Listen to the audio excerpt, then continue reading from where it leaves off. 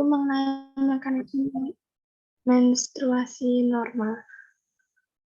Jadi siklus menstruasi merupakan proses yang ketat di mana pelepasan hormon yang terkoordinasi dari hipotalamus, kelenjar pituitari, dan gonad menghasilkan satu oosit matang di mana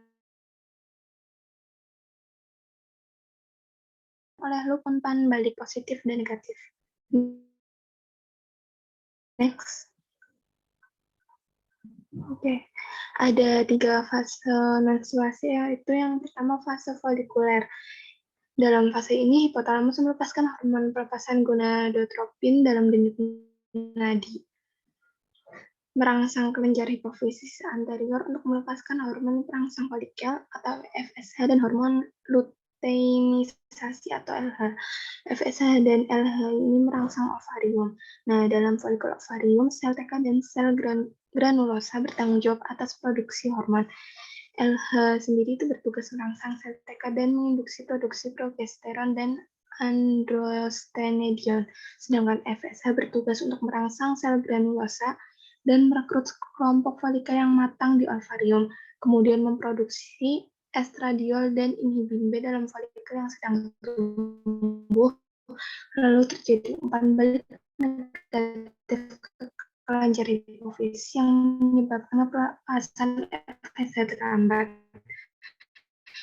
Sehari sebelum kadar LH meningkat, satu folikel menjadi dominan. Folikel yang tersisa mengalami regresi karena kadar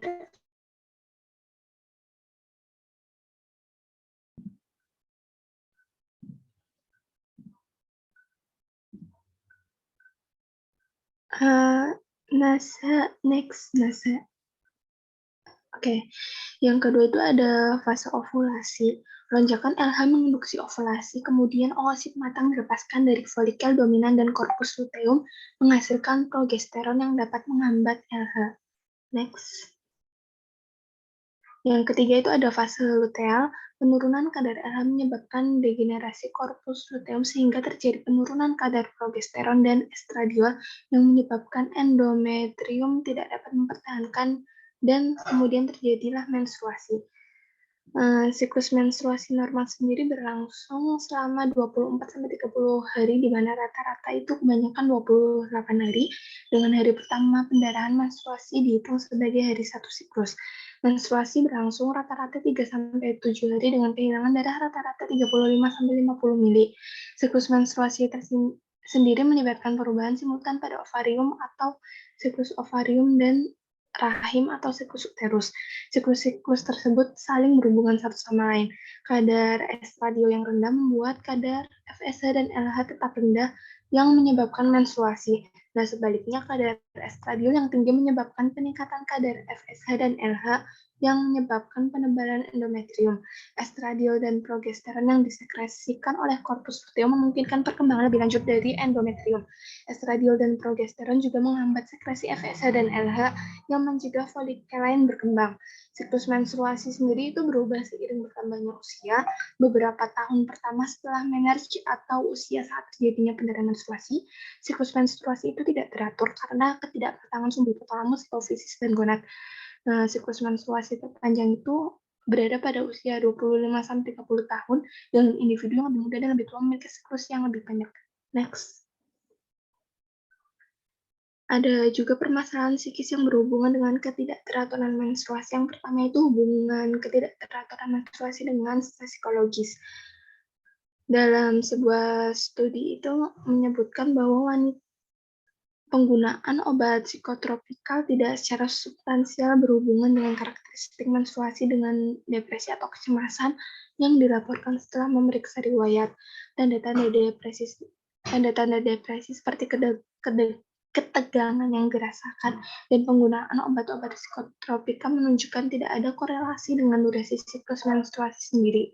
Wanita yang memiliki persepsi stres yang tinggi cenderung mengalami ketidakteraturan menstruasi yang tinggi pula dan beberapa dengan amenor yang tinggi. Next. Hubungan antara ketidakteraturan menstruasi dengan depresi, kecemasan, dan stres. Dikatakan bahwa tingkat depresi dan stres yang dalam lebih kuat dan kualitas hidup berkurang pada remaja dengan dysmenor dibandingkan dengan monitor yang stabil. Selanjutnya, depresi dan kecemasan meningkat dengan perubahan keparahan dan dengan peningkatan kualitas hidup. Kesejahteraan psikososial menurun. Dalam sebuah studi cross-seksional di India, dari 707 peserta, 58,4% gadis menderita masalah menstruasi, di mana dysmenor adalah masalah menstruasi yang paling umum. Stres, fobia sosial, kecemasan, dan depresi berkorelasi kuat dan dengan rasa malu yang berkembang dari masalah menstruasi itu sendiri. Studi ini juga menyimpulkan bahwasanya masalah menstruasi itu sangat terkait dan berkorelasi dengan masalah kesehatan mental seperti stres, kecemasan, dan depresi. Studi ini juga lebih lanjut menunjukkan bahwa rasa malu terkait dengan masalah kesehatan menstruasi yang mengarah ke berbagai masalah kesehatan seperti kecemasan, fobia sosial, dan depresi adalah beban utama yang menghambat anak perempuan untuk mengembangkan perilaku mencari kesehatan. Untuk perspektif Islam akan dijelaskan oleh rekan saya. Selanjutnya perspektif Islam.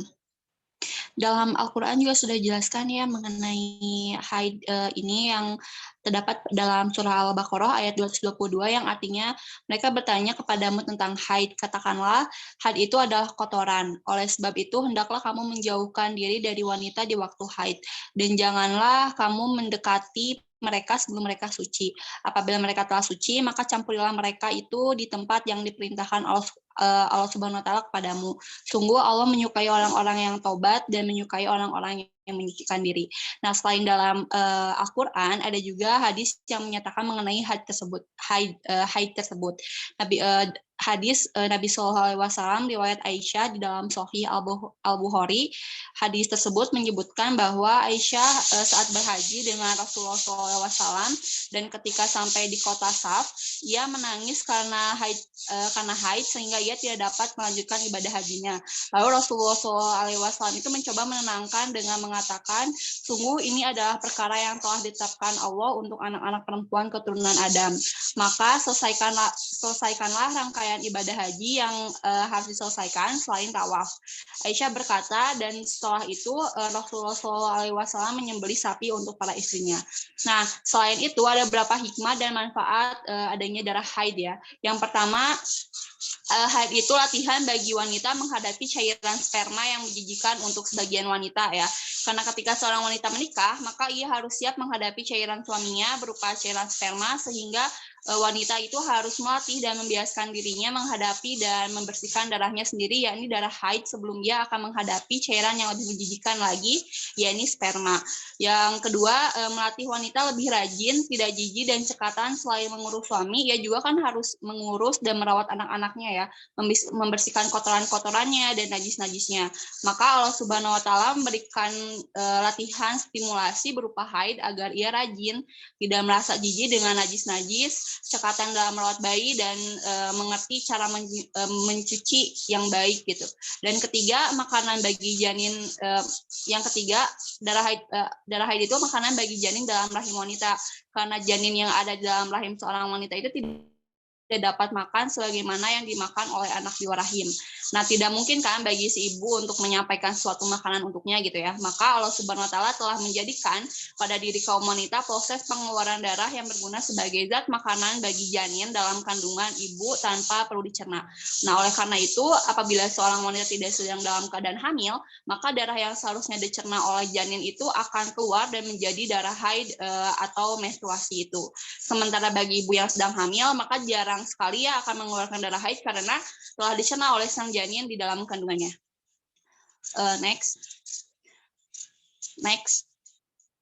Mungkin sekian yang kelompok kami dapat sampaikan. Mohon maaf bila banyak kesalahan. Wassalamualaikum warahmatullahi wabarakatuh. Saya kembalikan kepada moderator. Baik, Waalaikumsalam warahmatullahi wabarakatuh. Terima kasih untuk kelompok 2 yang telah mempresentasikan kasus 1. Kemudian untuk kelompok 4 dipersilakan untuk menyampaikan kasus 2.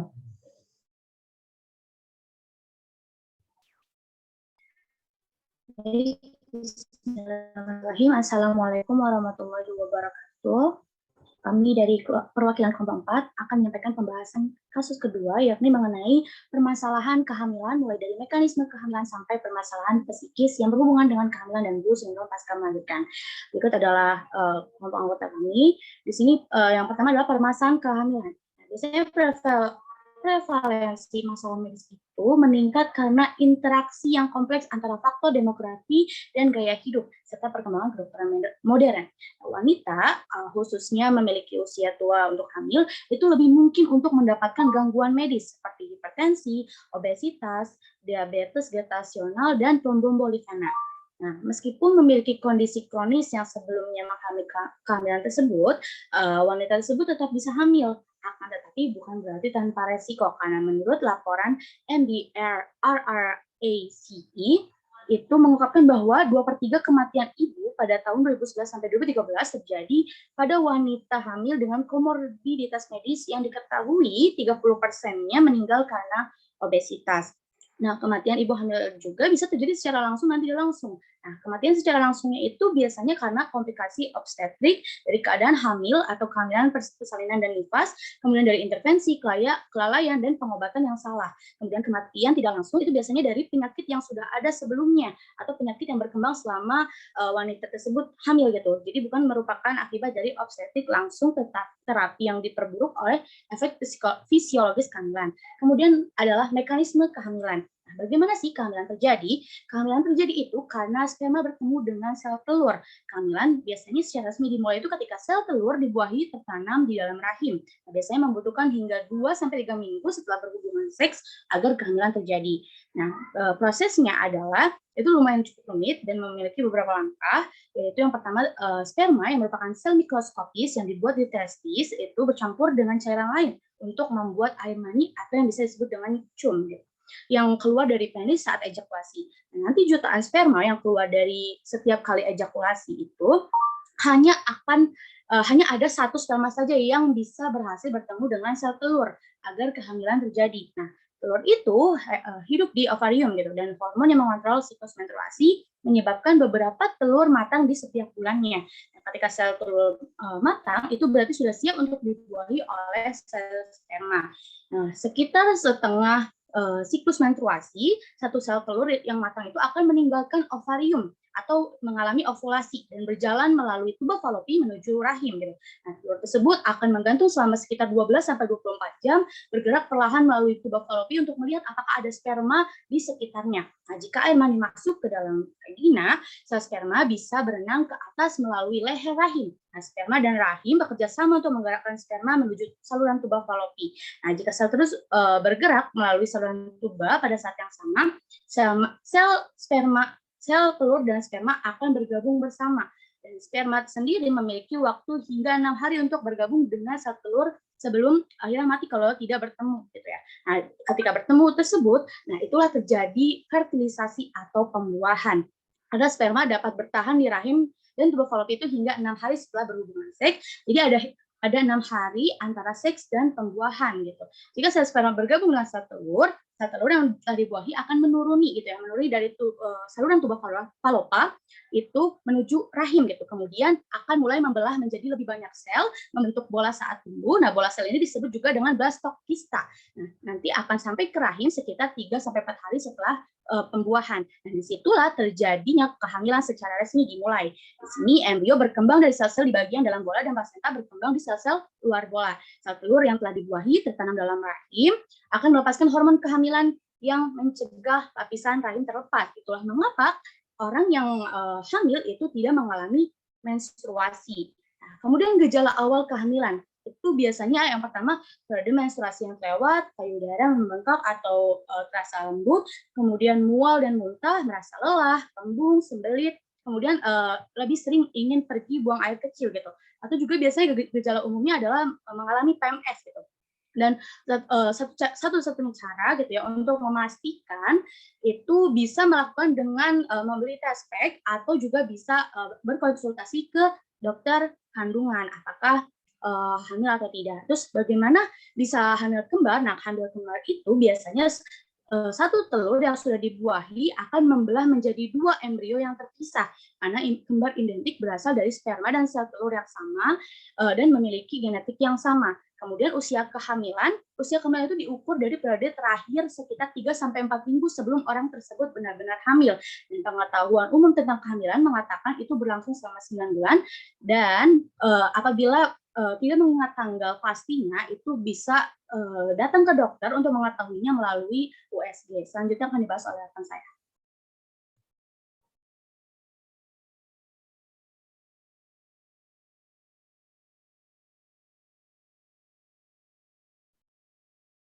Boleh di next slide.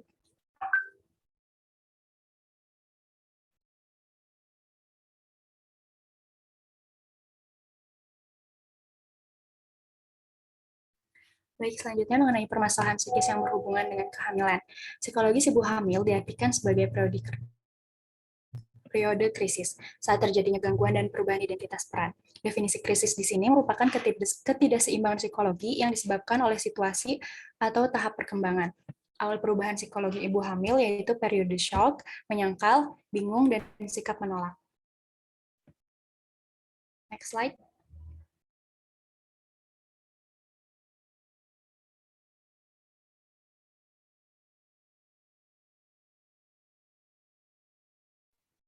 Menurut Janiwarti dan Harry, ada 7 bentuk gangguan psikologis pada masa kehamilan. Yang pertama ini depresi. Depresi adalah salah satu hal yang paling banyak dialami oleh ibu hamil, terlebih saat hari kelahiran semakin dekat. Mengutip dari American Pregnancy Association, depresi saat hamil lebih dikenal dengan istilah antepartum depression, gangguan suasana hati, suatu penyakit biologis yang disebabkan oleh perubahan kimia di otak. Menurut Mayo Clinic, sekitar 7% ibu hamil mengalami depresi, dan angka ini bisa lebih tinggi di negara-negara dengan pendapatan yang rendah atau menengah. Depresi yang dialami ibu hamil bisa berdampak pada kelahiran prematur, berat badan bayi yang rendah, dan jika gejala depresi pada bayi baru lahir tidak segera ditangani, anak akan berkembang menjadi anak yang tidak bahagia, sulit berjalan, tidak responsif terhadap orang lain, mengalami masalah perilaku seperti agresif, dan mudah stres. Yang kedua ini, stres. Stres merupakan pemikiran yang negatif dan perasaan takut akan hal tersebut penyebab terjadinya reaksi stres. Stres selama hamil mempengaruhi perkembangan fisiologis dan psikologis bayi yang dikandungnya. Sebaliknya, jika ibu hamil yang selalu berpikiran sehat dan positif akan membantu pembentukan janin, penyembuhan internal, dan memberikan nutrisi psikis yang sehat pada bayi. Next slide.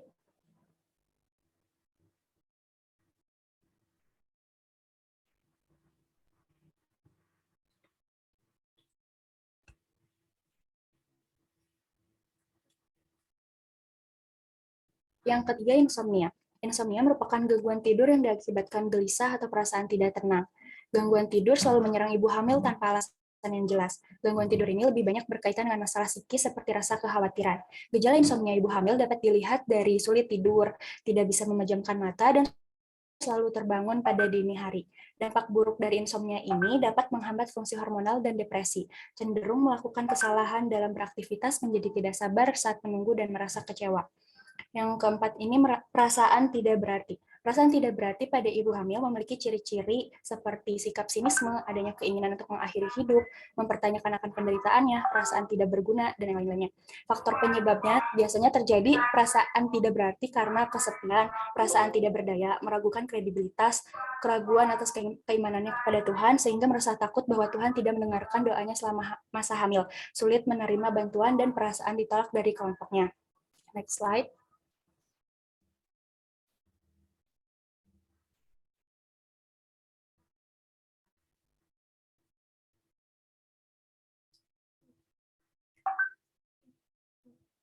Yang kelima, perasaan malu atau bersalah. Faktor penyebab terjadinya perasaan ini biasanya karena ibu hamil memiliki keinginan untuk menghapus peristiwa yang pernah terjadi dan berusaha mengulang kembali ke masa lalunya. Ciri-ciri ibu hamil yang mengalami perasaan malu atau bersalah biasanya sulit mengampuni diri sendiri, memandang bahwa perubahan fisik dan bentuk tubuh sebagai bentuk hukuman, sikap meremehkan orang lain, suka mengkambing hitamkan orang lain, merusak dirinya sendiri, dan keinginan aborsi, dan perasaan lekas marah serta sedih. Yang keenam, perasaan kecewa. Ciri-ciri perasaan kecewa seperti putus asa, merasa tidak berarti, berusaha untuk melarikan diri dari realita kehidupan, sering merasa sedih dan lesu. Faktor-faktor penyebab kecewa pada ibu hamil itu biasanya dari sikap, baik itu tindakan suami atau keluarga yang dianggap kurang menyenangkan, lalu tindakan suami yang dinilai kasar, sikap suami yang temperamental, tindakan kekerasan rumah tangga, hilangnya kepercayaan kepada suami, tidak menginginkan kelahiran anak, dan kehilangan kepercayaan kepada Tuhan sebagai akibat stereotip bahwa dirinya sebagai orang yang kurang diperhatikan oleh Tuhan. Next slide.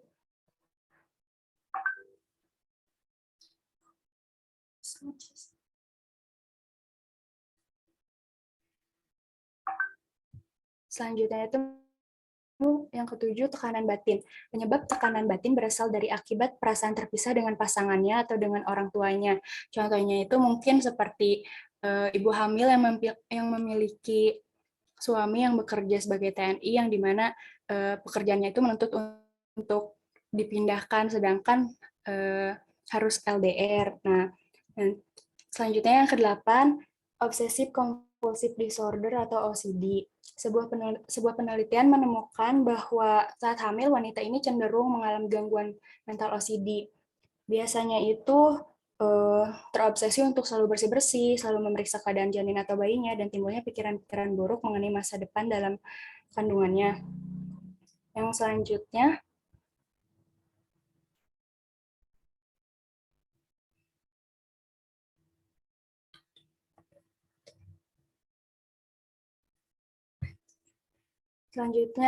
yang ke-9, psikosis. Ibu hamil dan pasca persalinan diketahui memang banyak mengalami masalah ini. Gangguan ini ditandai dengan terjadi halusinasi, paranoid, delusi, sulit konsentrasi, hingga mengalami kesulitan tidur. Selanjutnya itu bipolar. Bipolar merupakan gangguan yang terjadi secara kambuh pada ibu hamil. Seperti gangguan bipolar pada umumnya, hal ini dapat diatasi dengan menggunakan obat mood stabilizer, tapi memerlukan pemeriksaan serta pertimbangan risiko yang bermanfaat. Selanjutnya,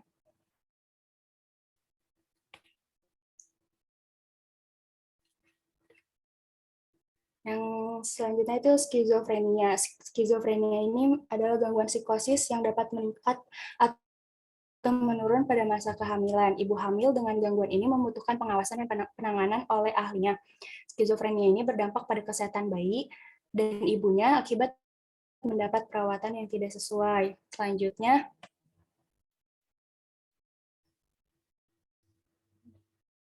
mengenai cemas berlebihan atau tokofobia.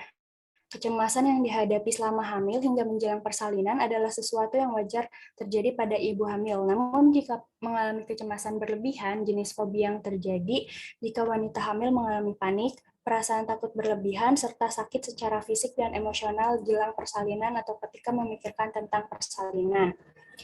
Selanjutnya itu gangguan makan. Gangguan makan bisa dipicu oleh perubahan bentuk tubuh saat hamil. Masalah psikologis yang membuat ibu hamil tak ingin menambah berat badan atau setidaknya meminimalkan kenaikan berat badan. Kenaikan berat badan itu emang baik, namun sangat beresiko menimbulkan gangguan kesehatan juga untuk ibu hamil.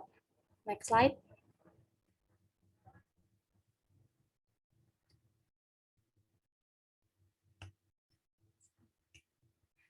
Selanjutnya mengenai blues syndrome pasca melahirkan. Baby blues merupakan masalah psikologis yang umum dialami oleh ibu setelah melahirkan. Kondisi ini menyebabkan ibu lebih emosional dan sensitif, seperti mudah sedih, cemas, lelah, lekas marah, sering menangis, kurang nafsu makan, sulit tidur, dan sulit konsentrasi. Ada beberapa penyebab blues syndrome pasca melahirkan. Yang pertama itu perubahan hormon. Jadi setelah melahirkan, tubuh akan mengalami perubahan kadar hormon yang cukup drastis. Pada masa ini, kadar hormon estrogen dan progesteron dalam tubuh akan menurun. Hal ini dapat memicu terjadinya perubahan suasana hati atau mood swing, serta perasaan lelah dan tertekan. Yang kedua, sulit beradaptasi. Sulit beradaptasi ini dengan perubahan yang ada dan tanggung jawab baru sebagai ibu bisa menyebabkan menjadi si ibu baby blues. Banyak ibu baru yang merasa kewalahan untuk mengurus segalanya sendiri, termasuk mengurus kebutuhan si bayi. Yang ketiga, kurang tidur. Siklus tidur bayi baru lahir yang belum teratur menyebabkan ibu harus terjaga di malam hari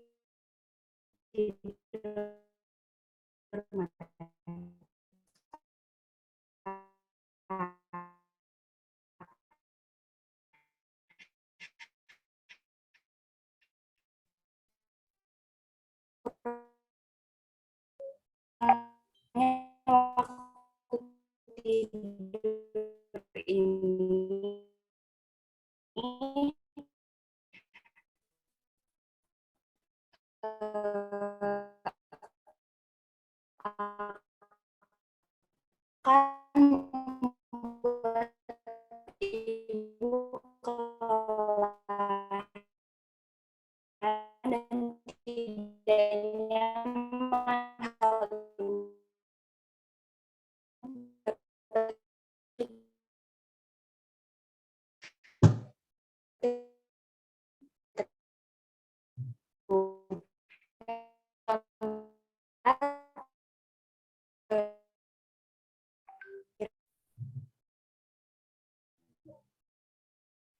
Baik, untuk kelompok 4, dikarenakan sudah melewati lebih dari waktu yang sudah diberikan, mohon maaf untuk di-cut ya.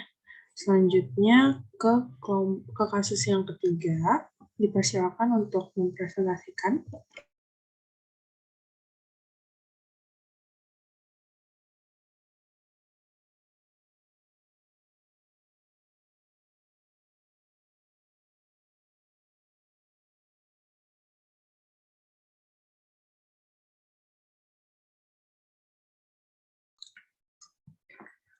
Oke, bismillahirrahmanirrahim. Assalamualaikum warahmatullahi wabarakatuh.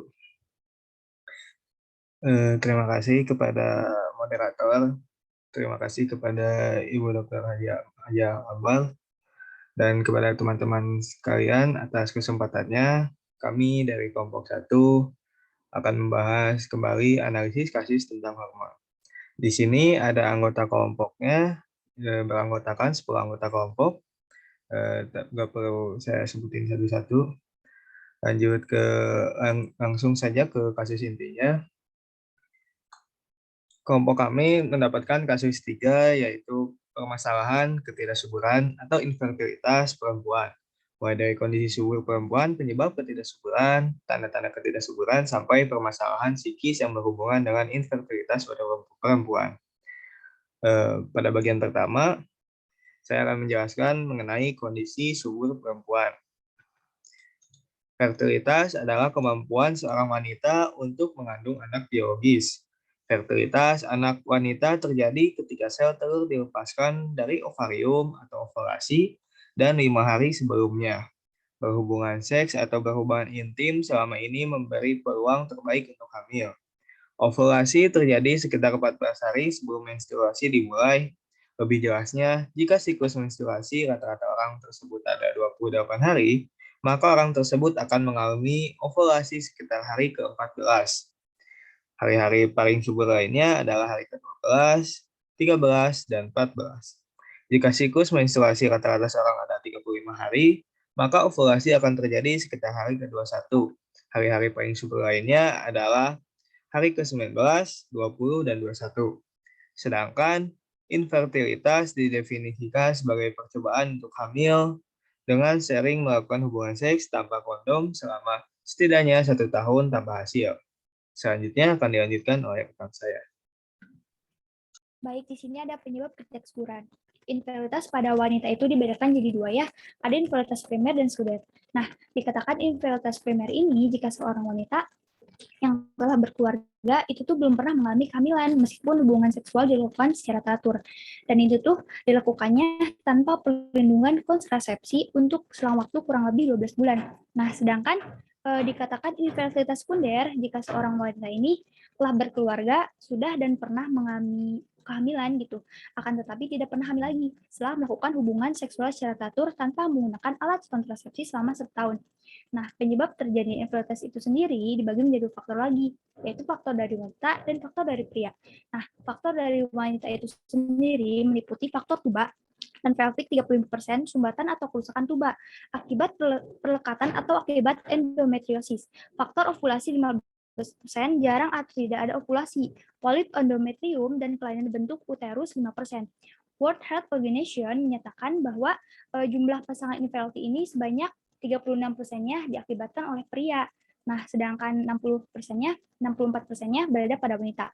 Nah, banyaknya ibu yang mengalami infertilitas dengan usia di atas 35 tahun, ini tuh dikarenakan jarang mengadakan penyuluhan tentang kesehatan reproduksi, khususnya masalah kesuburan yang diakibatkan oleh banyak faktor. Contohnya seperti umur yang berisiko. Nah, hal ini tuh sejalan dengan teori yang mengatakan bahwa ketika wanita itu semakin berumur, maka semakin kecil pula kemungkinan wanita itu akan hamil. Nah, kejadian infertilitas ini sering berbanding lurus dengan pertambahan usia wanita.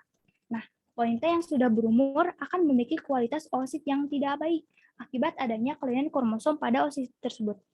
Ternyata kasus gizi juga dapat menyebabkan terjadinya infertilitas, di mana jika seorang wanita ini memiliki berat badan yang berlebihan atau mengalami kegemukan obesitas gitu, atau dengan istilah lain memiliki tubuh 10-50% dari lemak tubuh normal, maka wanita tersebut akan menderita gangguan penumbuhan folikel di ovarium yang terkait dengan sebuah sindrom, yaitu sindrom ovarium polikistis.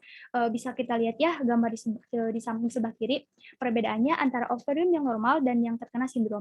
Nah, sindrom ini juga terkait erat dengan resistensi insulin dan diabetes mellitus. Nah, di samping berat badan yang berlebihan, ternyata berat badan yang sangat rendah juga dapat mengganggu fungsi fertilitas orang wanita. Sekian, selanjutnya dilanjutkan dengan saya. Terima kasih. Baik, yang selanjutnya yaitu ada tanda-tanda ketidaksuburan pada wanita. Di sini ada gambar ya, gambar ini yaitu berbagai masalah medis yang dapat terjadi pada masalah kesuburan wanita. Kita bahas satu persatu. Yang pertama yaitu ada gangguan ovulasi, yaitu mempengaruhi pelepasan sel telur dari ovarium. Ini termasuk gangguan hormonal seperti sindrom ovarium polikistik atau hiperprolaktinemia dan masalah tiroid atau hipertiroidisme atau hipotiroidisme. Yang kedua, yaitu kelainan rahim atau serviks seperti polip dan fibroid.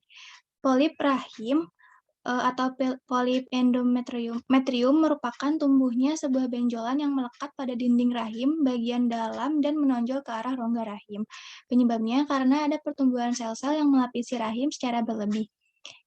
Yang kedua yaitu fibroid atau fibroid rahim. Secara istilah medis disebut leiomyoma, fibromioma atau mioma, yaitu tumor yang bersifat jinak yang tumbuh di dalam lapisan atau rahim. Yang ketiga yaitu kerusakan atau penyumbatan tuba falopi yang sering disebabkan oleh penyakit radang panggul. Yang keempat, endometriosis yang terjadi ketika jaringan yang biasanya melapisi bagian dalam rahim tumbuh di luar rahim. Yang kelima yaitu insufisiensi ovarium primer atau menopause dini yang terjadi ketika ovarium berhenti bekerja dan menstruasi berakhir sebelum usia 40 tahun. Yang keenam, perlengketan panggul, yaitu pita jaringan parut yang mengikat organ setelah infeksi panggul, radang usus buntu, atau operasi perut atau panggul. Yang ketujuh, yaitu kondisi medis yang berhubungan dengan tidak adanya menstruasi seperti diabetes yang tidak terkontrol, penyakit celiak, dan juga beberapa penyakit autoimun seperti lupus. Selanjutnya akan dibahas oleh rekan saya. Baik, selanjutnya terkait permasalahan psikis yang dialami sehingga bisa terjadinya infertilitas gitu ya. Mungkin teman-teman yang perempuan gitu ya, kalau misalkan sebelum-sebelumnya ada yang pernah ngerasain terkait kenapa si jadwalnya itu selalu mundur tapi nggak teratur atau misalnya kayak lama banget gitu, nggak haid dan lain sebagainya gitu.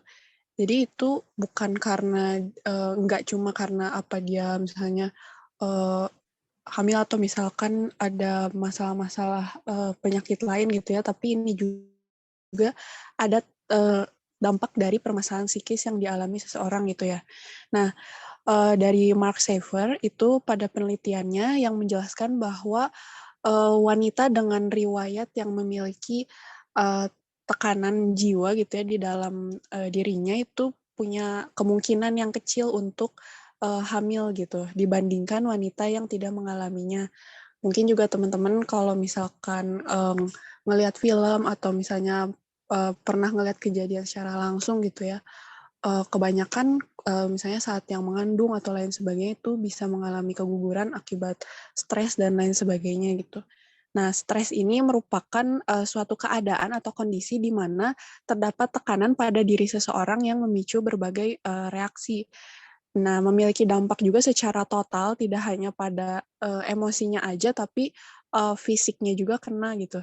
Dan stres ini merupakan suatu bentuk ketegangan yang mempengaruhi fungsi tubuh termasuk organ reproduksi tadi gitu ya. Sedangkan tingkat stres itu sendiri merupakan hasil penilaian terhadap berat atau ringannya stres yang dialami oleh seorang wanita gitu ya dalam kasus ini. Kemudian proses fisiologis berasal dari sekresi internal yang mempengaruhi kesuburan. Nah, kesuburan wanita itu merupakan satu unit gitu ya, satu bagian psikomatis, psikosomatis yang selalu dipengaruhi oleh bermacam-macam faktor psikis dan organis atau fisis. Nah, peningkatan kadar prolaktin dan kadar luteinizing hormon atau LH berhubungan erat dengan masalah psikis. Kecemasan dan ketegangan cenderung mengacaukan kadar LH, serta kesedihan dan murung cenderung meningkatkan prolaktin. Kadar prolaktin yang tinggi dapat mengganggu pengeluaran LH dan menekan hormon gonadotropin yang mempengaruhi terjadinya ovulasi.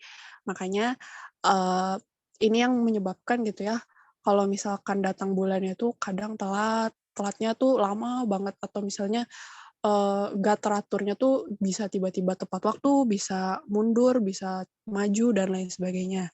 Kemudian dari Talazis pada tahun 2008, ia berpendapat bahwa stres pada wanita dapat mempengaruhi komunikasi antara otak, hipofisis, dan ovarium. Hal ini sejalan dengan hasil penelitiannya yang telah dilakukan karena secara tidak langsung stres ini berdampak pada organ reproduksinya dan telah dibuktikan dengan adanya besaran resiko yang ditimbulkan akibat tingkat stres yang tinggi. Makanya kalau misalkan perempuan yang mau datang bulan dan lain sebagainya itu kan kelihatan ya dalam dirinya tuh bisa emosional, bisa juga tiba-tiba jadi termotivasi dan lain sebagainya karena itu tidak stabil gitu dalam dirinya sendiri.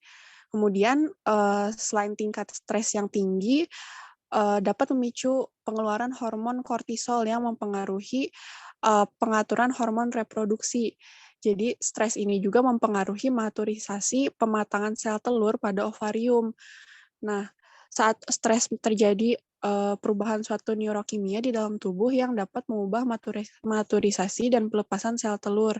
Menurut Hiveri pada tahun 2013.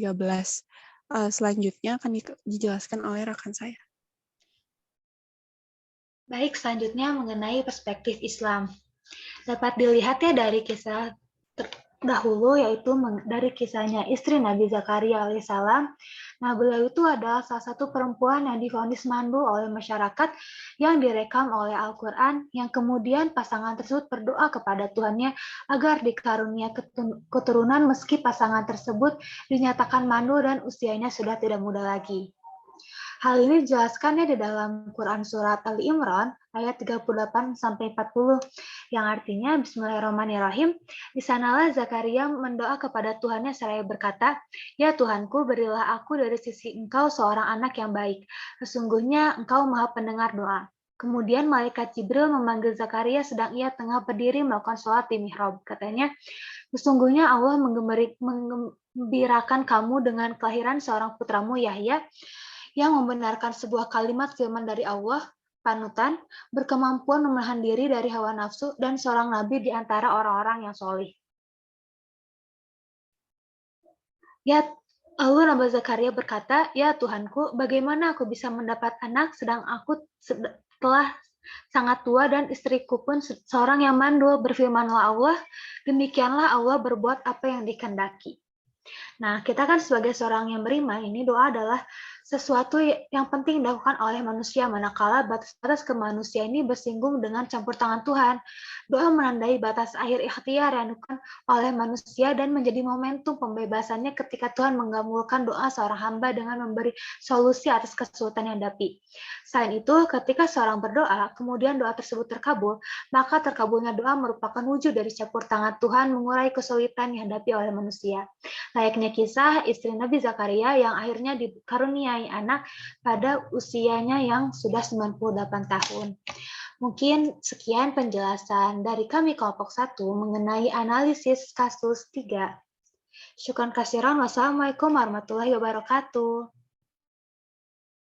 Waalaikumsalam warahmatullahi wabarakatuh. Terima kasih untuk kelompok 1 yang telah menyampaikan kasus 3. Di kolom chat sudah ada beberapa pertanyaan untuk masing-masing kasus. Dipersilakan untuk tiap kelompok untuk mempersiapkan jawabannya. Baik, untuk kasus yang terakhir, dipersilakan untuk ke kelompok 3.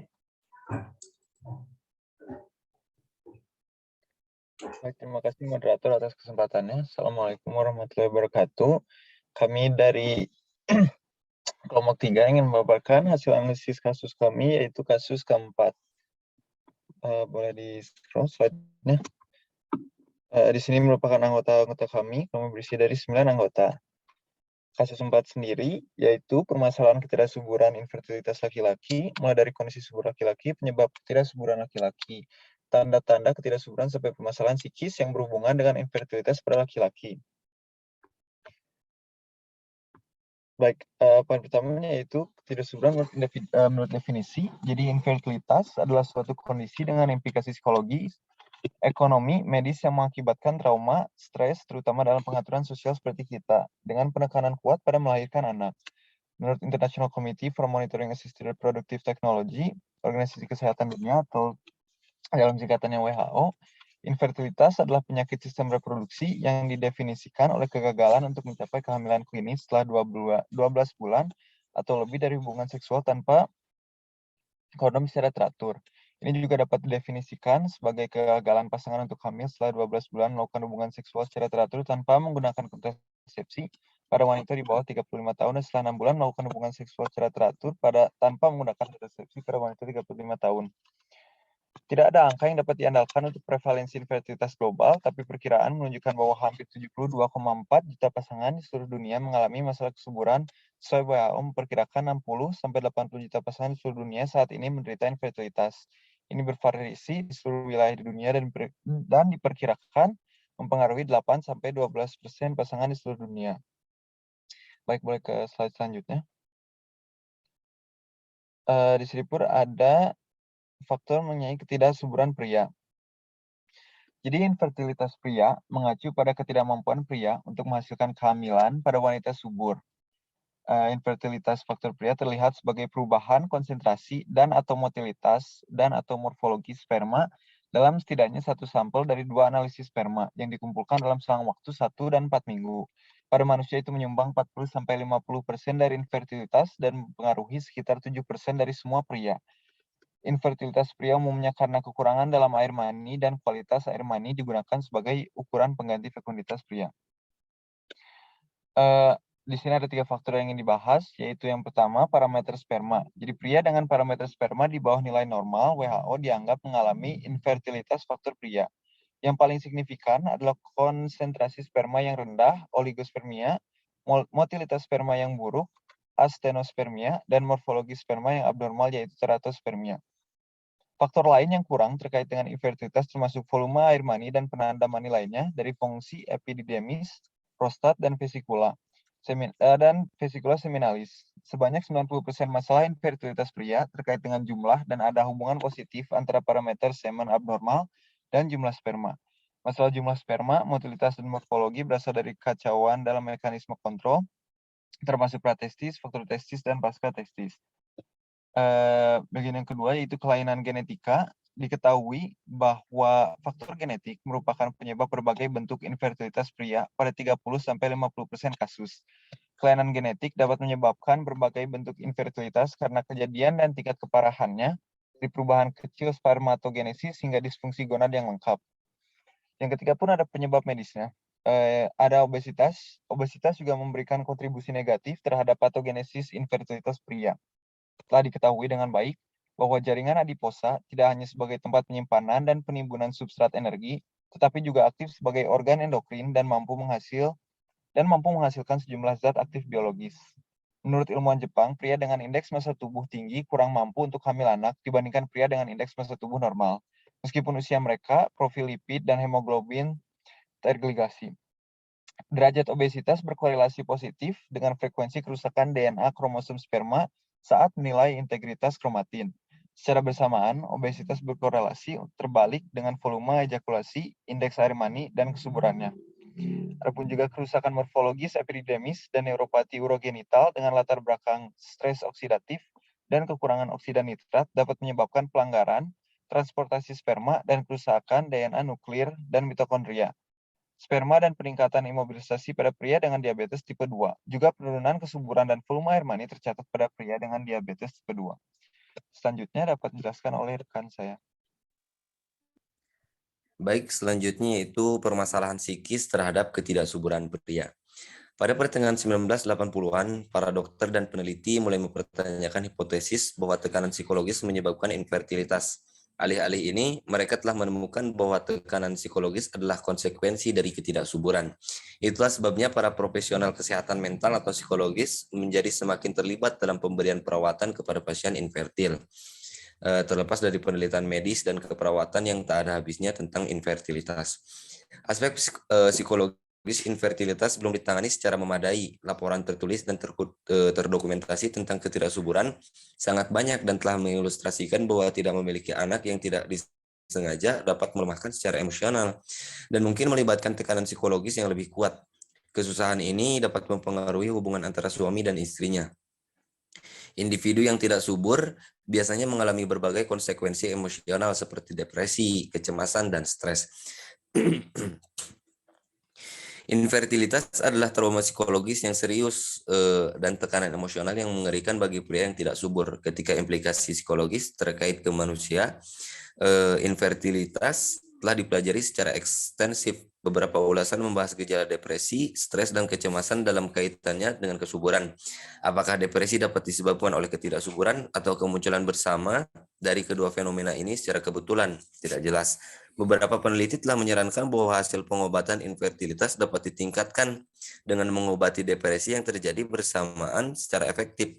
Masomi et al. Melaporkan bahwa depresi adalah gangguan mental umum yang mempengaruhi sekitar 121 juta orang tidak subur di seluruh dunia.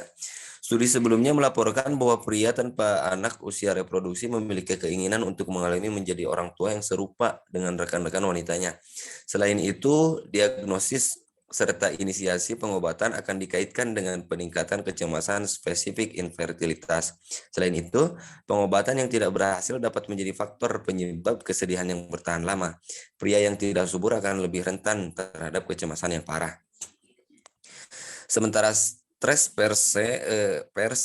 tidak menyebabkan infertilitas. Infertilitas dapat menyebabkan stres. Stres yang terkait dengan masalah holistik infertilitas dapat menciptakan dan mengintensifkan konflik pasangan.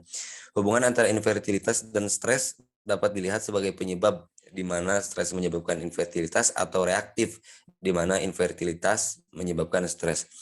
Area subjek di mana peneliti telah menganalisis kemungkinan bahwa stres menyebabkan infertilitas telah ditemukan saling meniadakan. Beberapa subjek menunjukkan hubungan dan lainnya tidak. Meskipun infertilitas dianggap sebagai peristiwa yang membuat stres, bagi sebagian besar individu, jelas dari literatur yang ditulis sebelumnya, bahwa infertilitas lebih menghancurkan bagi beberapa individu daripada yang lain. Stres harus tinggi hanya ketika situasi dianggap berbahaya atau mengancam, dan individu merasa bahwa mereka tidak memiliki sumber daya yang cukup untuk mengatasinya secara efektif. Baik, selanjutnya itu perspektif Islamnya.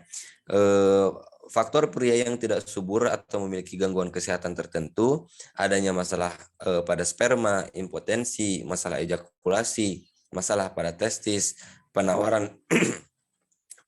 perawatan kanker prostat hingga diabetes. Kondisi-kondisi tersebut juga menjadikan pasangan sulit memiliki keturunan. Nah, mengenai kondisi medis ini, tidak ada yang tidak mungkin bila seseorang berdoa, berikhtiar, dan bertawakal kepada Allah Subhanahu wa Ta'ala, hingga keinginan mereka dikabulkan oleh Allah Subhanahu wa Ta'ala. Seperti kata Rasulullah SAW, melihat tidak ada yang berdoa kepada Allah dengan doa kecuali Dia mengabulkan, dan Dia mendapatkan satu dari tiga hal. Mereka dipercepat untuk diberikan kepadanya di dunia, diselamatkan baginya sampai di akhirat, atau diubah dengan mencegah dia dari bencana serupa. Dan jangan lupa hadis riwayat At-Tabrani, dan jangan lupa untuk selalu memulai doa dengan memuji nama Allah Subhanahu wa Ta'ala, Asmaul Husna. Jika salah satu dari kalian berdoa dia harus mulai dengan memuji dan memberkati Allah Subhanahu wa taala. Maka dia harus membaca sholawat Nabi Shallallahu alaihi wasallam, maka setelah itu dia dapat berdoa tentang apa saja sesuai keinginannya. Hadis riwayat Abu Daud dan At-Tirmidzi. Baik, mungkin cukup sekian presentasi dari kelompok kami. Mohon maaf jika terdapat banyak kesalahan, karena kesalahan itu mutlak datang dari kita pribadi dan kebenaran itu mutlak milik Allah Subhanahu wa taala. Baik, cukup sekian. Wassalamualaikum warahmatullahi wabarakatuh. Saya kembalikan ke moderator utama. Baik, Waalaikumsalam warahmatullahi wabarakatuh. Terima kasih untuk kelompok 3 yang telah menyampaikan kasus 4. Di kolom chat sudah terdapat pertanyaan-pertanyaan untuk masing-masing kasus. Untuk pertama, kita menanyakan pertanyaan untuk kasus pertama ada dari Wulan yang bertanya tentang tadi dikatakan bahwa darah haid yang dikeluarkan wanita adalah makanan bagi janin di dalam perut. Oleh sebab itu, ketika hamil wanita tidak mengalami haid, pertanyaan saya, darah haid itu mengandung bahan atau zat apa saja sehingga bisa menjadi makanan bagi janin? Oke, dipersilakan untuk kelompok 2 untuk menyampaikan jawabannya.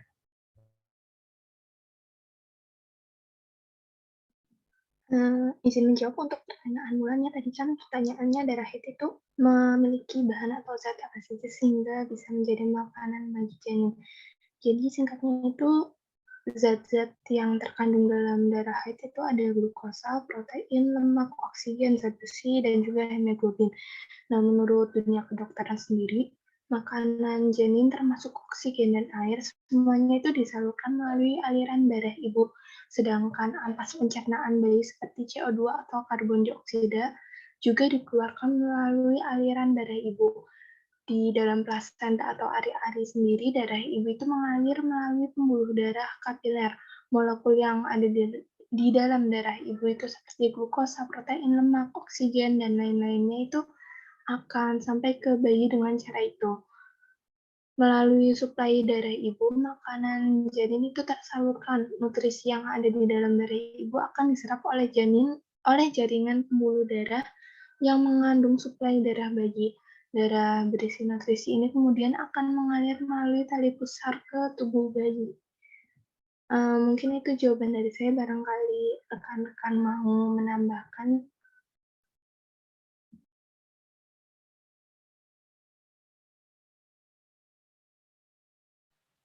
Sedikit menambahkan ya, proses pengaliran pemberian nutrisi dan oksigen kepada bayi gitu ya.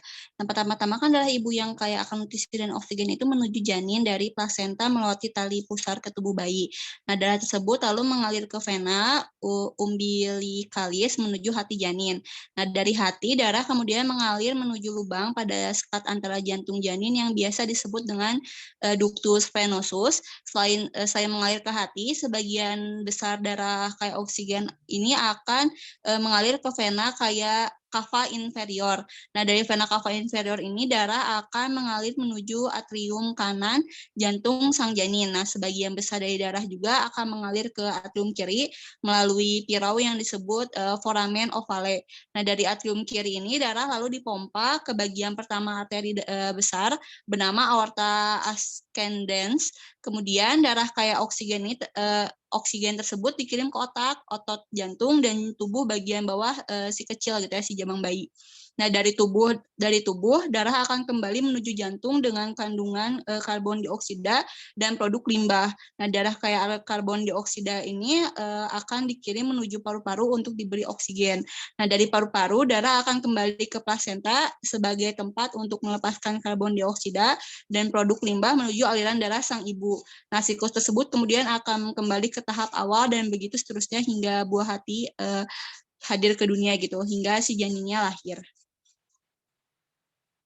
Mungkin segitu aja dari saya. Ada yang ingin menambahkan? Maaf sebelumnya sedikit tambahan informasi ya. Mau menambahkan aja, selain dari penjelasan-penjelasan yang tadi saya dan Cahaya sampaikan itu, ada suatu informasi gini, jadi ada unsur-unsur dari saluran vagina yang terkandung di dalam darah menstruasi. Nah, umumnya berupa cairan elektrolit seperti sodium dan potasium. Unsur penting lain di dalam darah menstruasi itu cenderung rendah kadarnya. Darah menstruasi itu mengandung lebih banyak air, cuma sedikit zat besi dan hemoglobin. Kadar pH darah menstruasi sama seperti darah biasa, yaitu 7,2. Sedangkan kadar protein, kolesterol, dan bilirubin cenderung lebih rendah. Darah menstruasi itu nggak mengandung unsur yang dibutuhkan untuk proses pembekuan darah, makanya bakal tetap cair walaupun di dalam atau di luar tubuh. Jadi sebenarnya selain selaput dinding rahim dan unsur dari saluran vagina, darah menstruasi itu ya cuma darah biasa gitu, sehingga nggak selama ini kan kita berasumsi kalau darah menstruasi itu darah kotor, tapi sebenarnya nggak benar gitu kalau selama ini darah menstruasi itu disebut sebagai darah kotor. Terima kasih. Mungkin sedikit tambahan ya, saya baca dari artikel yang dimaksud dengan darah kotor itu bukan darah yang mengandung bakteri ataupun hal-hal yang yang membahayakan gitu, tapi darah yang kekurangan oksigen gitu, yang tidak mengandung oksigen di dalamnya, seperti itu. Terima kasih. Sekian jawaban dari kelompok kami. Baik, terima kasih untuk semua. Kemudian di sini ada di kasus 2 ada pertanyaan dari Alfadila yang mengenai hamil anggur dapat terjadi karena sel telur dibuahi oleh 2 buah sel sperma. Pertanyaannya, mengapa hal itu bisa terjadi? Padahal jika kita melihat proses fertilisasi setelah 1 buah sel sperma menembus 1 sel telur, maka sel telur akan berubah bentuk dan membentuk lapisan sehingga sperma lain tidak bisa menembusnya. Terima kasih. Dipersilakan untuk kasus 2, yaitu kelompok 4.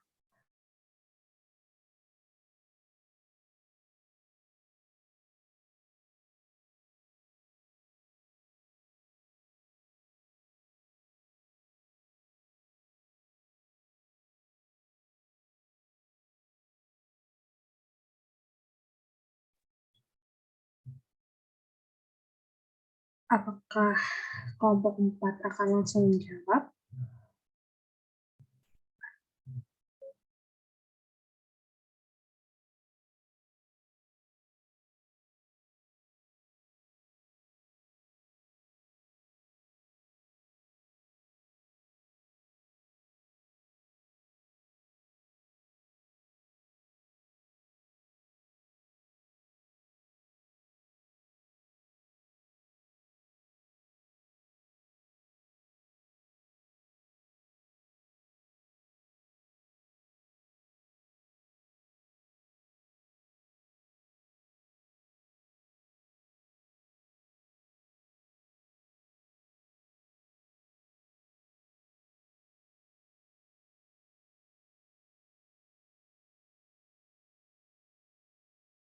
Baik, dipersilakan untuk kelompok 4 untuk menyampaikan jawabannya mengenai pertanyaan dari Alfadila.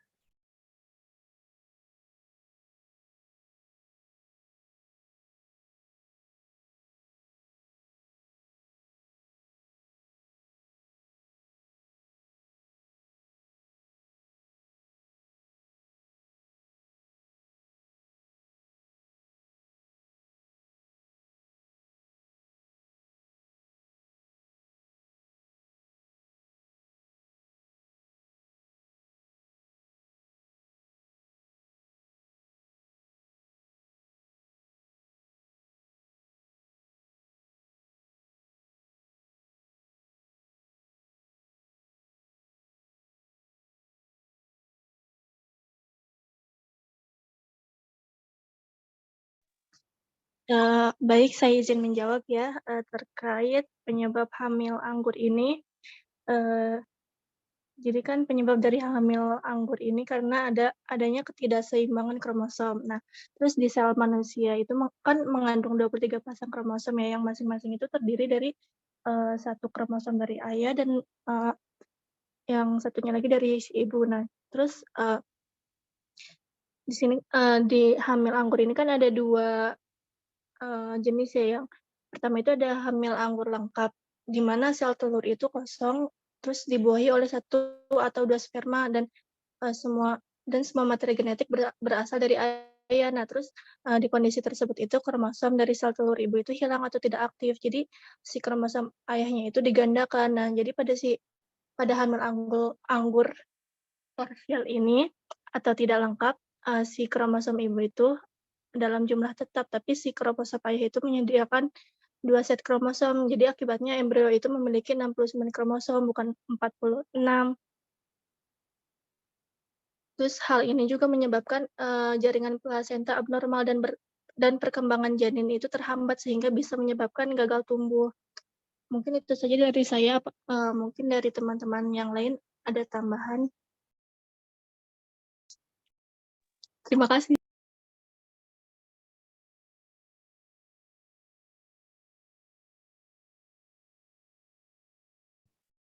Untuk kelompok 4, apakah ada tambahan? Dipersilakan untuk menambahkan. Untuk Al-Fadila, apakah jawabannya sudah memuaskan? Ya, lumayan tercerahkan ya. Makasih kelompok 4.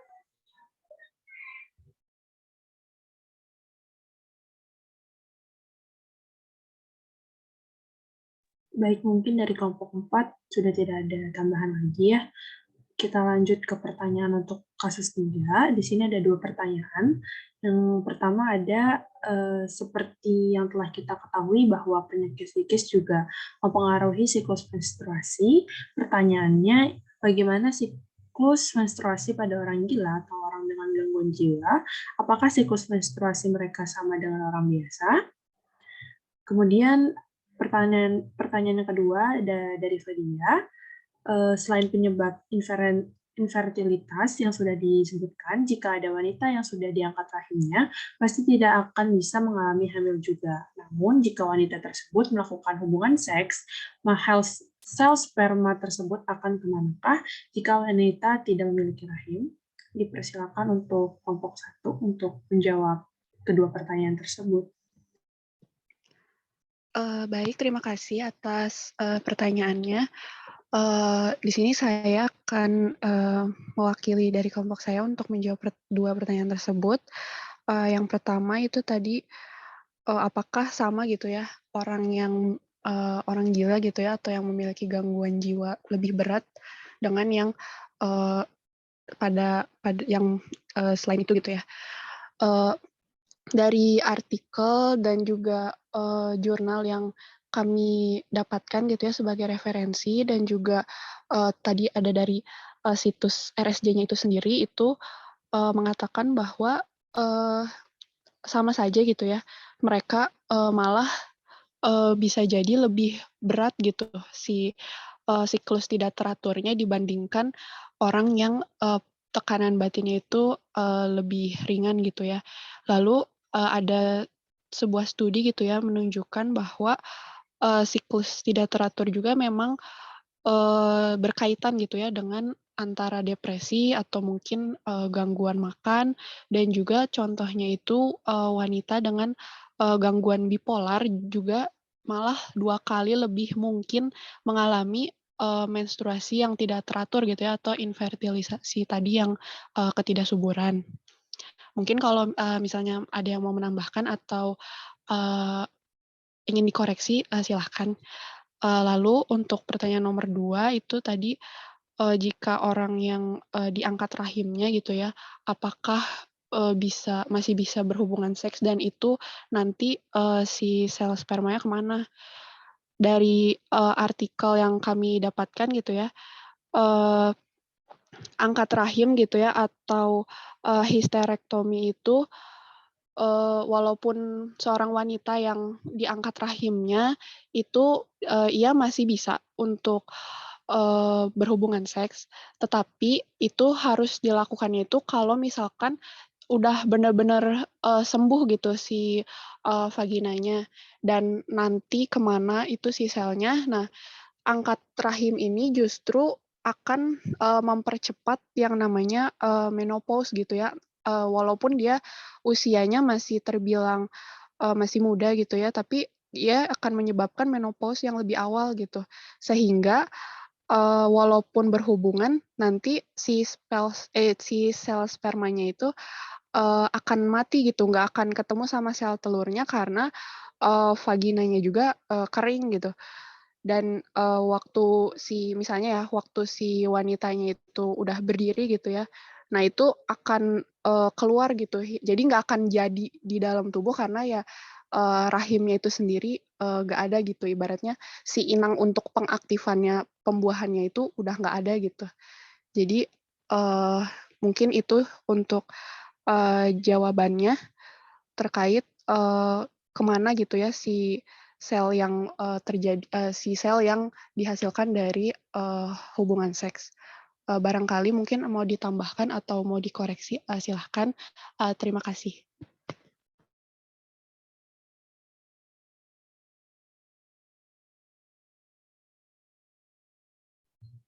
Baik, untuk kelompok 1, selain Afina, apakah ada tambahan lain jawabannya?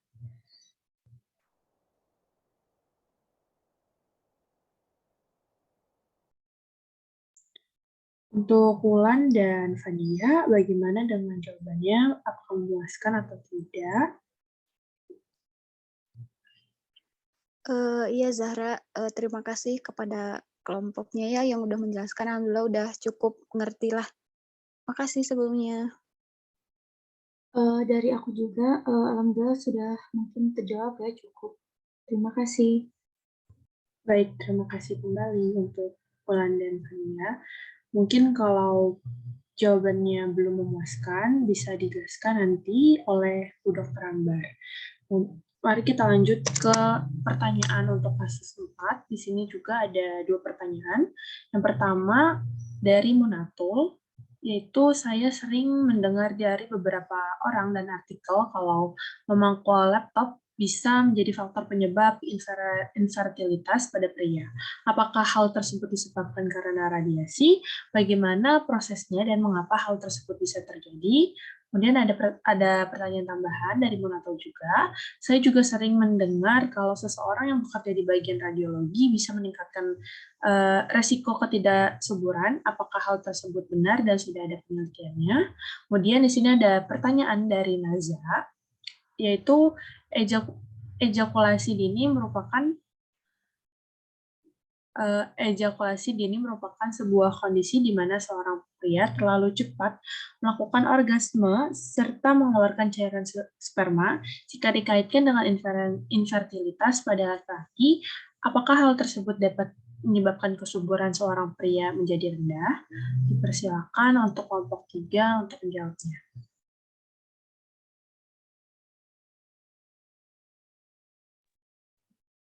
Mungkin saya menjawab dulu pertanyaan dari Naza ya.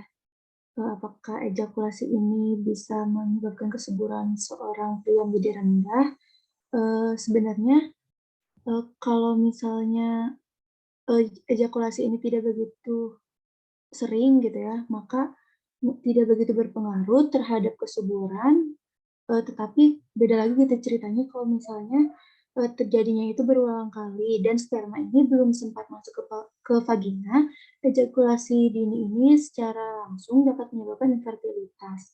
Belum lagi kasus ejakulasi dini ini sering terjadi bersamaan pada sekitar sepertiga pasien disfungsi ereksi. Hal ini menambah pengaruh terhadap infertilitas. Selain itu, apabila ada penurunan hasrat seksual yang bisa jadi merupakan konsekuensi dari kegagalan testis untuk memproduksi hormon testosteron, hal ini bisa menyebabkan penurunan kualitas air mani. Jika ejakulasi dini berlangsung kronis dan membuat frustasi, bukan tak mungkin dapat menyebabkan hasrat seksual rendah pada pria dan wanita, mengakibatkan penurunan frekuensi berhubungan intim dan pada akhirnya akan mempengaruhi kejadian infertilitas. Mungkin itu jawaban dari pertanyaan Naza. Kalau misalnya yang lain ada yang mau nambahin, boleh ya. Terima kasih.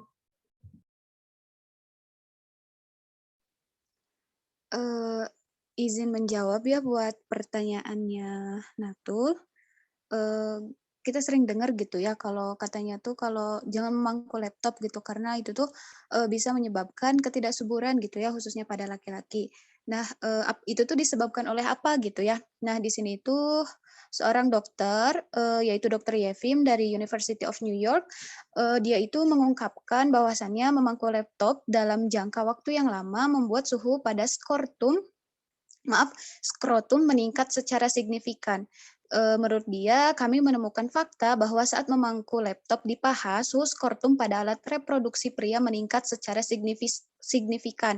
Nah, skrotum itu apa? Nah, skrotum itu adalah salah satu bagian dari organ reproduksi pria yang mesti terjaga suhunya gitu. Kantong kulit yang menggantung di bagian bawah belakang alat vital pria ini berperan sebagai pembungkus testis yang dalam keadaan normal, testis yang berada di luar bagian tubuh temperaturnya memang lebih dingin dari beberapa derajat dari organ yang terletak di bagian depan tubuh. Nah, hal ini diperlukan untuk memproduksi sperma karena untuk menghasilkan sperma yang cukup banyak dan bermutu, testis perlu suhu yang ideal gitu. Nah, apabila gitu ya kita tuh lama gitu ya memangku laptop seperti misalnya itu 1 jam gitu ya. Nah, dari penelitian ini itu temperatur testis seorang pria itu akan meningkat hingga hampir 5 derajat Fahrenheit atau 2,5 derajat Celcius. Nah, skrotum sendiri sangat sensitif terhadap panas dalam bentuk apapun. Padahal pemanasan suhu sebesar 1 derajat Celcius saja dapat berpengaruh terhadap sperma pria. Nah, faktor panas. Nah, tidak hanya itu, posisi duduk juga sangat berpengaruh gitu saat memangku laptop. Nah, dokter ini juga menemukan bahwa orang yang memangku laptop di atas paha dengan posisi kaki tertutup rapat akan mengalami peningkatan suhu lebih cepat dibandingkan dengan orang yang duduk dengan posisi kaki melebar atau bersila. Selain itu, penggunaan bantal ataupun pendingin laptop tidak bisa berbuat banyak untuk menjaga suhu testis. Terlalu sering menghabiskan waktu memangku laptop dikhawatirkan juga akan mempengaruhi vitalitas sperma seorang pria. Nah, oleh sebab itu, bagi para pria menikah yang ingin segera menimang anak gitu ya, hal-hal tersebut itu harus dihindari gitu karena dapat berpengaruh pada kualitas sperma pria tersebut. Mungkin segitu ya dari saya. Apabila rekan-rekan saya ingin menambahkan, dipersilahkan. Terima kasih sebelumnya.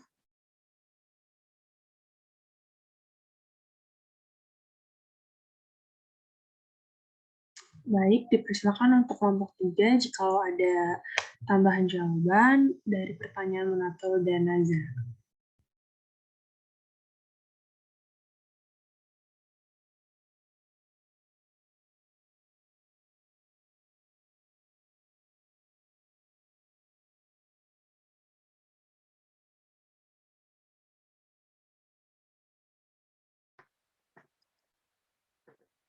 Sudah semua ya pertanyaan dijawab? Sudah, Ibu. Oke. Ini ya, kita masih punya beberapa waktu. Sebelumnya Ibu ingin mengucapkan terima kasih kepada moderator yang sudah memimpin tadi jalannya seminar presentasi dengan Student Learning Center dengan sangat baik, dan diucapkan kelompok ini kelas ini dari semua kelas yang Ibu pegang untuk pertemuan kali ini mendapat nilai yang terbaik ya. Oke, masalah reproduksi laki-laki dan perempuan ini sangat banyak ya berada di sekitar kita.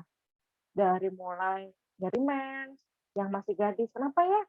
Yang saya mau nyari mens, itu mah enggak.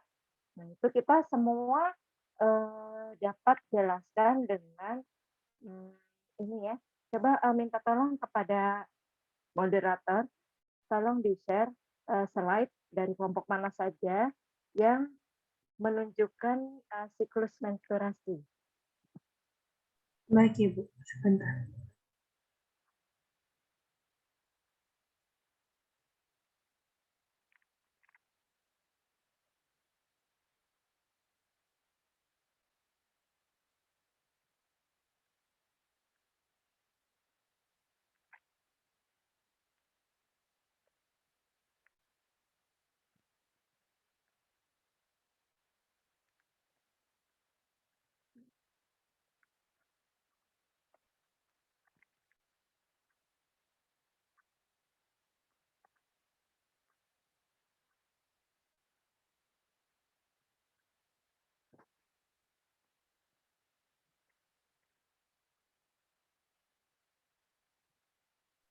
Apakah sudah ada Ibu share screen-nya?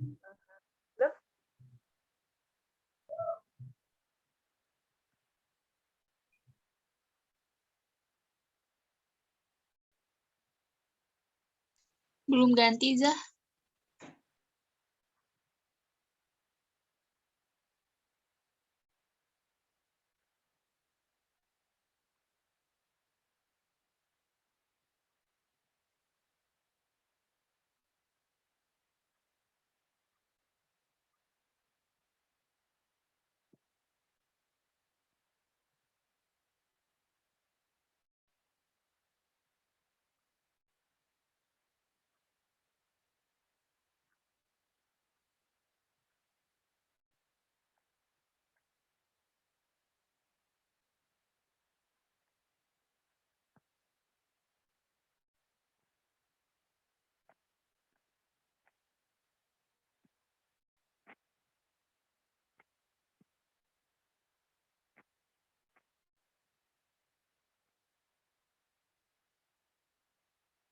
Kalau sekarang apakah sudah ada?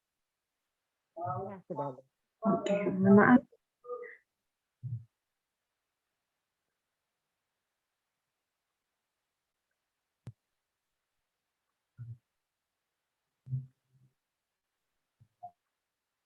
Nah, kalau kita lihat pada siklus menstruasi seperti ini, nah ini dimulai dari saat menstruasi ya. Nah, saat menstruasi luruhlah itu dinding rahim. Jadi yang bagian bawah adalah gambaran dari dinding rahim. Nah, setelah menstruasi kita lihat di sini awal dari kenaikan estrogen. Nah, estrogen naik, FSH naik. Nah, itu menyebabkan dinding dari rahim mengalami penebalan. Yang setelah luruh mens sampai yang paling kanan itu menunjukkan bahwa dinding rahim mengalami penebalan. Nah, itu yang ditunjuk itu. Nah, kita lihat ya bahwa di sini pembuluh darahnya juga bertambah besar, bertambah lebar. Nah, darah ini membawa nutrisi. Jadi, rahim itu menebal karena pembuluh darahnya di sana melebar, menebal, membawa nutrisi yang dibawa oleh tubuh perempuan. Nah, apabila ada sperma yang masuk, kemudian bertemu dengan sel telur, kemudian mengalami pembuahan, maka dinding rahim yang menebal ini nanti akan dijadikan tempat untuk masuknya nutrisi untuk janin. Nah, tapi kalau tidak ada sperma yang masuk, otomatis tidak ada pembuahan, sehingga dinding yang menebal ini tidak ada fungsinya untuk janin. Oleh sebab itu, semua hormon akan turun. Nah, pada saat titik semua hormon turun, nah itulah terjadi menstruasi. Jadi, pembuluh darah yang tadinya melebar akan menyempit secara tiba-tiba terjadi menstruasi. Nah, inilah kenapa ada beberapa perempuan yang mengalami nyeri menstruasi, yaitu pada saat dinding pembuluh darah yang tadinya melebar, kemudian menyempit tiba-tiba, itu menyempitnya tidak berjalan secara smooth, ya, sehingga menyebabkan nyeri di sana. Nah, ada juga perempuan yang tidak mengalami nyeri mens. Nah, itu terjadi karena dari pelebaran, kemudian menyempitnya itu dia berjalan dengan mulus, sehingga tidak terjadi nyeri. Nah, kemudian bagaimana nih mengatasi nyeri mens? Ada yang sampai sakit, ini ya, sampai nyerinya itu sampai pingsan. Nah, itu ada tekniknya ya. Jadi tekniknya tujuannya supaya pembuluh darah yang melebar pada rahim ini pada saat menstruasi ketika dia menyempit itu berjalan dengan mulus. Itu bisa dengan olahraga. Nah, ada olahraganya ya. Nah, kalian bisa lihat di YouTube banyak olahraga untuk mengurangi nyeri mens. Nah, kemudian ada juga teknik pijat. Nah, bagi yang nanti mengikuti biopsikologi acupressure, untuk jadi terapis, nah itu nanti akan diajarkan ya teknik pijatnya bagaimana, kemudian bagaimana juga memberikan motivasi-motivasi selama pemijatan sehingga bisa mengurangi bahkan sampai hilang nyeri mensnya. Nah, kemudian gimana dengan orang yang sudah dibuang nih rahimnya? Ya otomatis sperma yang masuk keluar lagi. Keluarnya kemana? Ya melalui jalan masuknya. Jadi kalau sudah diangkat rahimnya setelah berhubungan seks, sebaiknya jongkok supaya spermanya bersih semua keluar. Kemudian melakukan hubungan seksnya seperti tadi yang sudah dijelaskan. Jadi suaminya harus tahu benar bahwa rahim istrinya sudah sembuh. Bukan rahim ya, luka bekas pengangkatan rahimnya sudah benar-benar sembuh. Kemudian kita juga membahas masalah-masalah pada baby blue syndrome ya. Apa itu baby blue syndrome? Tadi sudah dijelaskan oleh salah satu kelompok dan Ibu sudah cek, kalian sudah mencari keempat kelompok ini jawabannya dengan baik. Nah, mengapa bisa terjadi baby blue syndrome ini? Nah, bagi yang sudah punya anak mungkin tahu ya, tapi kalau yang belum punya anak, biasanya baby blue syndrome terjadi hampir di semua perempuan yang melahirkan anak pertama atau hamil di usia muda. Nah, melahirkan di usia muda. Kenapa? Karena semua bayi itu begitu lahir itu dia beradaptasi dengan waktu ya. Jadi kalau kita biasa tidur malam terjaga di siang hari, pagi hari. Nah, pada kasus bayi ini, bayi yang baru lahir sampai usia 3 bulan itu malam bangun. Jadi hampir semua bayi itu malam bangun. Nah, bayangkan dan ibu harus menyusui setiap bayi lahir. Dan bayi lahir bisa 1 sampai 2 jam sekali. Bayang, jadi setiap sejam sekali, 2 jam sekali bayi bangun. Nah, kemudian harus disusui. Setelah disusui, tidur. Kemudian siang kemudian bangun, pipis, ganti popok. Nah, seperti itu. Kebayang jadinya. Malam itu bisa setiap 1 jam, 2 jam, ibu mesti bangun, menyusui, ganti popok, dan seterusnya. Nah, begitu pagi, ya, siang, bayi tidur. Nah, saat bayi tidur, yang ibu kerjakan bukan itu tidur, tetapi beberes rumah, mencuci popok, dan sebagainya. Hal inilah yang menyebabkan jam tidur ibu kurang. Dan kita sudah belajar pada pertemuan ke belakang setelah UTS bahwa kurang tidur ini dapat menimbulkan gangguan pada regulasi emosi. Nah, dapat menimbulkan pula stres. Nah, jadi kekurangan tidur yang menimbulkan stres, kemudian ditambah lagi kecemasan. Beda ya antara stres dengan cemas. Kalau cemas itu kekhawatiran berlebih atas sesuatu yang belum tentu terjadi. Kalau stres itu yang sudah ada pacuan seperti tadi kurang tidur sehingga menimbulkan stres. Nah, ibu yang habis melahirkan kenapa dia cemas? Karena kan biasanya badannya naik, kemudian dia merasa kurang menarik lagi. Ini ada menimbulkan kecemasan-kecemasan. Kemudian dia juga mikir mungkin, aduh gimana ya? Saya masih bisa, apakah saya bisa membesarkan anak saya dengan baik dan sebagainya. Nah, kecemasan-kecemasan ditambah stres karena kurang tidur inilah yang menyebabkan baby blue syndrome. Dan bagaimana mengatasinya? Yang paling penting adalah pemahaman, pengertian dari suami. Jadi, ketika malam istri sibuk dengan ganti popok, menyusui si bayi, maka ketika siang hari usahakan suami ikut membantu, bantu cuci, bantu memberes rumah, sehingga istri atau si ibu bisa tidur ya. Gitu. Jadi itulah butuh pengertian yang besar, saling membantu dalam membesarkan bayi. Kalau udah usia 3 bulan biasanya bayi sudah mulai menyesuaikan. Jadi pagi mulai bangun, siang bangun, malam tidur, sehingga baby blue syndrome biasanya sudah reda pada bulan ketiga. Kemudian terakhir kita membahas tentang persoalan-persoalan yang berhubungan dengan infertilitas pada pria. Nah, ada juga yang bertanya di kelas lain, kenapa sih lebih banyak infertilitas perempuan daripada laki-laki?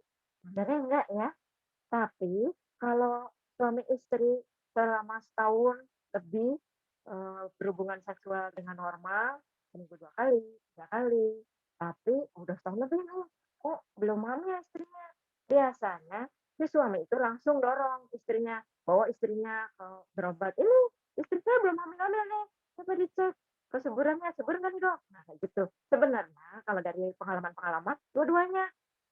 Ya, jadi biasanya sama. Nah, pada istrinya juga kurang subur, suaminya juga kurang subur. Tapi suami biasanya terakhir, nggak mau diperiksa gitu. Jadi biasanya bahwa ini istri saya nih belum hamil-hamil. Nanti kalau istrinya dicek, oh hormonnya ternyata ada gangguan hormon. Entah dia karena stres, kemudian jadi gangguan atau karena infeksi ada sumbatan.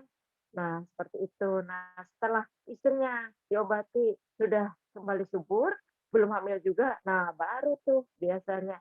Coba istrinya ke suaminya, ayo, mas, coba dicek, baru deh.